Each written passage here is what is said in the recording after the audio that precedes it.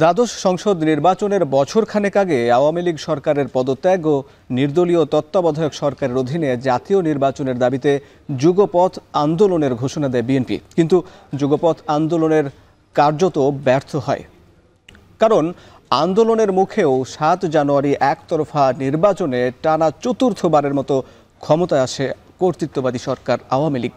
তার 7 মাসের মাথায় বৈষম্য বিরোধী ছাত্র আন্দোলনের নেতৃত্ব গণ আন্দোলনে দেশ থেকে পালাতে বাধ্য হন শেখ হাসিনা। সরকার পতনের পর আবার যুগপথ আন্দোলনের শরিক দলগুলোর সঙ্গে বৈঠক করছে বিএনপি। আওয়ামী লীগ ছাড়া নির্বাচনী মাঠে যুগপথ আন্দোলনের প্রয়োজনীয়তা কি, এ নিয়ে ভোটের ট্রেনের 31তম পর্ব, সঙ্গে আছি আমি হাসিব বিল্লাহ। বরাবরের মতো আজকের আলোচনায় আমাদের সঙ্গে যুক্ত হবেন একজন অতিথি। তার আগে চলুন দেখে নিই ভোটের মাঠে আজ কোথায় কি আলোচনা হয়েছে। যুব ও ক্রীড়া উপদেষ্টা আসিফ মাহমুদ সজীব ভূঁইয়া বলেছেন, নির্বাচন নিয়ে অধৈর্য হয়ে যাওয়া সরকারের সংস্কার কার্যক্রমকে বাধাগ্রস্ত করছে। এবং একই সঙ্গে গণ অধিকার পরিষদ জিওপির সাধারণ সম্পাদক রাশেদ খান তিনি বলেছেন, নির্বাচনের কথা শুনলে সরকারের অস্বস্তি প্রকাশ করা ঠিক নয়। বিএনপির মহাসচিব মির্জা ফখরুল ইসলাম আলমগীর বলেছেন, গণতন্ত্র রক্ষার একমাত্র উপায় সুষ্ঠু নির্বাচন।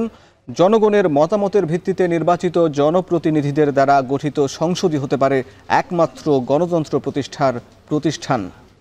এবং নির্বাচন ব্যবস্থা সংস্কার কমিশনের প্রধান ডক্টর বদিউল আলম মজুমদার বলেছেন, সংস্কারের প্রস্তাব পাওয়ার পর বল অন্যদের কোর্টে চলে যাবে। এরপর মূল কাজ সরকার, নির্বাচন কমিশন ও রাজনৈতিক দলের। স্বৈরতন্ত্র যাতে আর ফিরে আসতে না পারে সেজন্য সংস্কার প্রয়োজন। শুরুতে যেটি বলছিলাম, বিভিন্ন দল ও রাজনৈতিক জোট ডামি নির্বাচন হিসাবে পরিচিত দ্বাদশ জাতীয় সংসদ নির্বাচন বর্জন করে।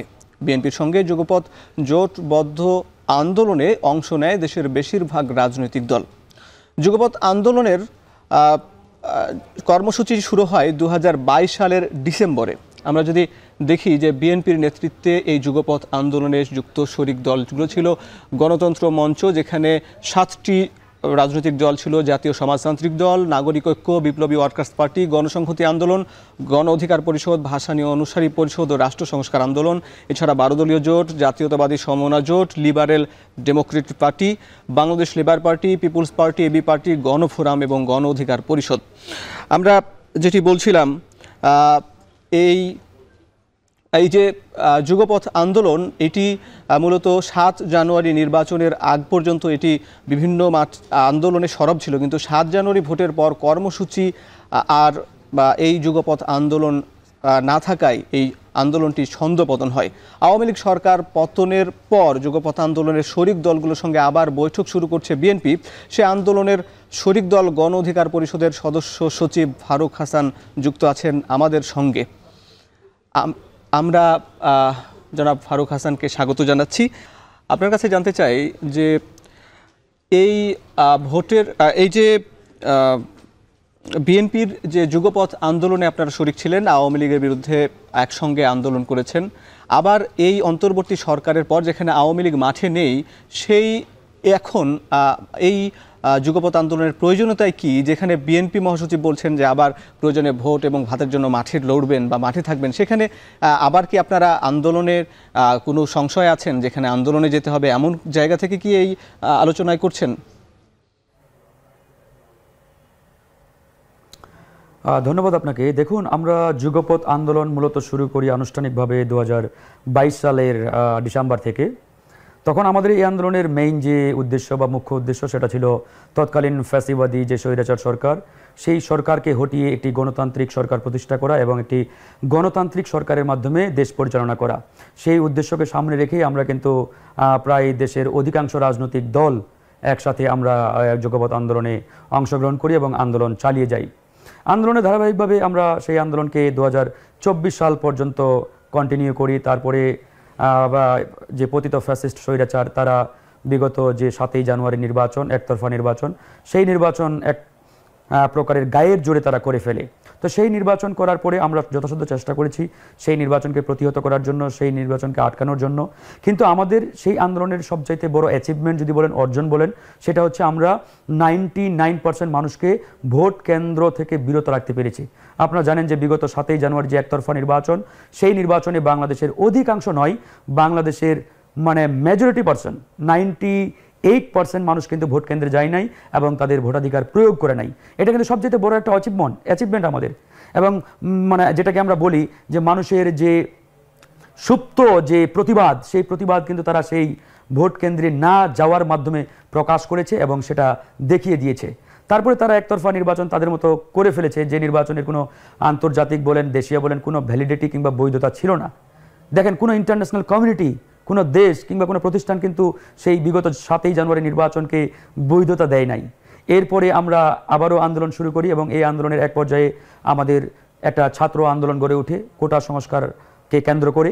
এই আন্দোলন যখন তীব্র থেকে তীব্রতর হচ্ছে, তখন কিন্তু এই আন্দোলনে আমরা প্রত্যেকটি রাজনৈতিক দল সক্রিয়ভাবে অংশগ্রহণ করি এবং এই আন্দোলনে আমরা সামনে রাখি ছাত্রদের। কারণ আমরা জানতাম যে এই আন্দোলন যদি রাজনৈতিক কালার দেওয়া হয়, তাহলে রাজনৈতিক নেতৃবৃন্দকে প্রতিহত করা এই সরকারের জন্য অনেক সহজ হয়ে যায়। তারা ট্যাগ দিয়ে এই আন্দোলনকে খুব সহজে দমিয়ে দেবে কিংবা এই আন্দোলনকে মানে তারা ভিন্ন দিকে নিয়ে যাবে।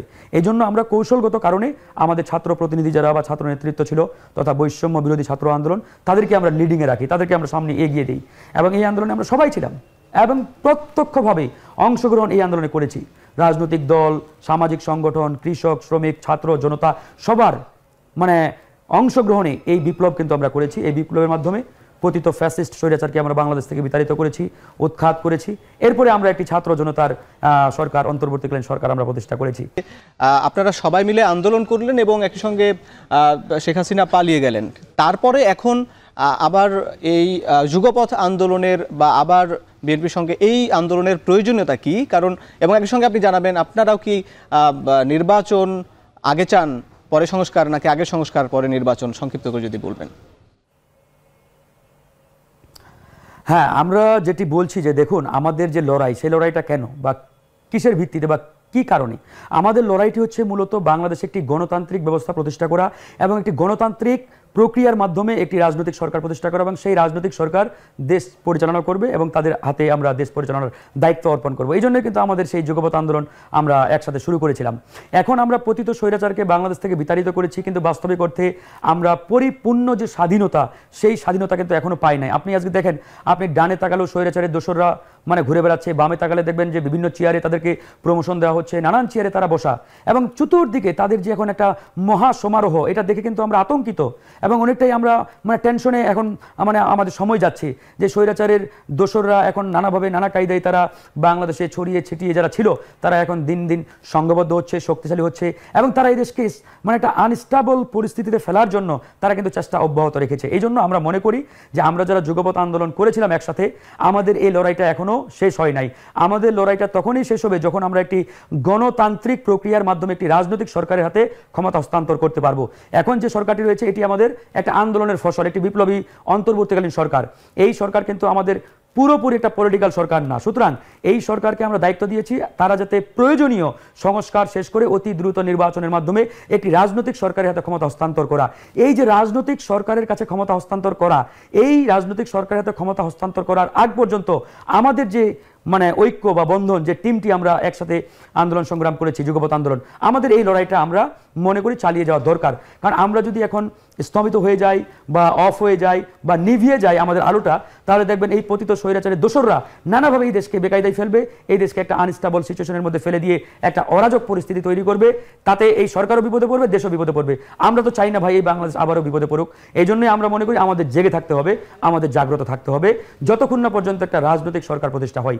এখন আপনি প্রশ্ন করছেন যে আগে নির্বাচন নাকি আগে সংস্কার। দেখুন, এটি একটি ভেগ কোয়েশ্চেন। আমি মনে করি আমাদের নির্বাচনও দরকার, আবার সংস্কারও দরকার। এখন প্রশ্ন হচ্ছে তাহলে কোনটা আগে হবে? আমরা কিন্তু এই সরকারকে শুরু থেকে বলে আসছিলাম যে আপনারা প্রয়োজনীয় সংস্কার দ্রুত শেষ করে আপনারা একটা নির্বাচনের ঘোষণা দেন।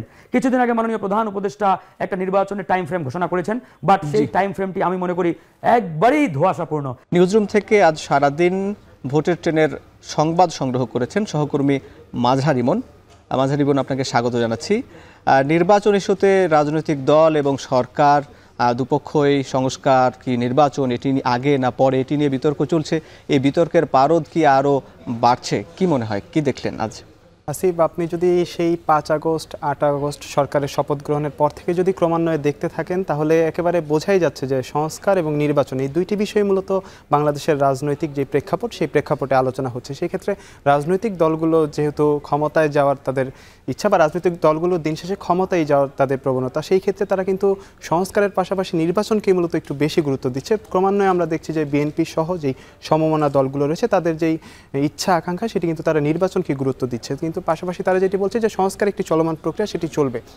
আমরা যদি দেখতে চাই, বিএনপি যেহেতু এখন মাঠের অত্যন্ত বড় একটি রাজনৈতিক দল বিএনপি, এবং এর দায়িত্ব নিয়েই মূলত তারা বিভিন্ন যেই ছোটোখাটো যেই সমস্ত রাজনৈতিক দলগুলো রয়েছে, সকলকে তারা একত্রিত করে তাদের যেই দাবি বা যেই তাদের যে ইচ্ছা আকাঙ্ক্ষা, সেটি হচ্ছে নির্বাচন, সেটিকে তারা গুরুত্ব দিচ্ছেন। আর সংস্কারের বিষয়টিও কিন্তু তারা বলছেন যে এটি একটি চলমান প্রক্রিয়া। এখানে যদি সরকারের পক্ষ থেকে আমরা দেখছি যে বারবার সরকারের পক্ষ থেকেও বলা হচ্ছে, এবং প্রধান উপদেষ্টাও কিন্তু নির্বাচনের একটি টাইম ফ্রেম বা একটি সময়সীমা বলে দিয়েছেন, কিন্তু সেই ক্ষেত্রেও কিন্তু আমরা দেখছি বিএনপি আসলে তাদের যেই সন্তুষ্টর যে জায়গা, সেটি তারা এখনও কিন্তু বাস্তবে কেন সন্তুষ্ট নয়?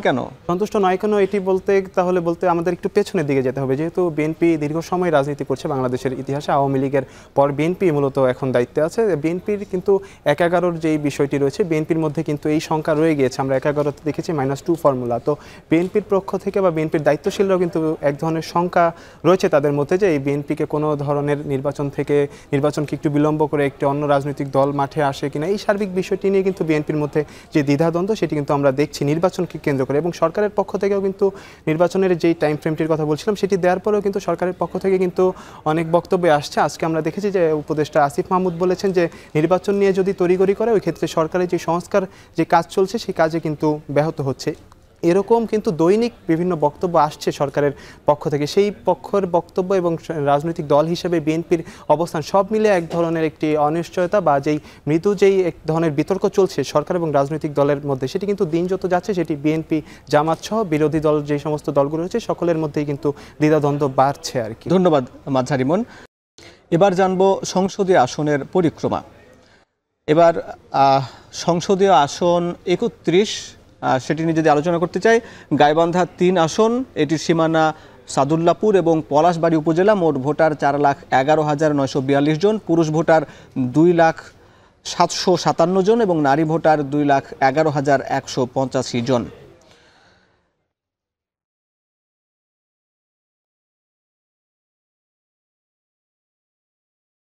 এই ছিল আজকের ভোটের ট্রেনের পর্ব।